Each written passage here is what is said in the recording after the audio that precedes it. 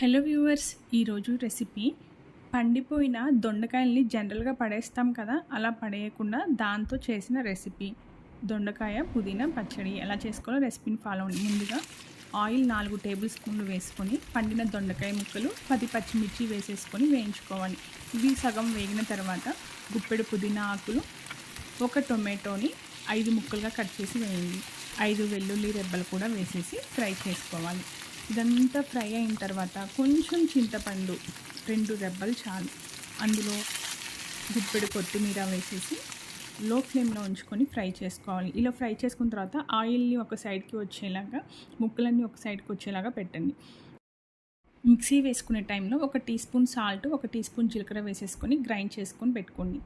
ఇప్పుడు తాలింపు గింజలు అన్నీ ఆవాలు, జీలకర్ర, పచ్చిశనగపప్పు, ఎండుమిరపకాయలు కూడా వేసేసి తాలింపు వేసుకోండి. కరివేపాకు కూడా వేసేసి ఆ తాలింపుని పచ్చడిలోకి వేసుకోండి.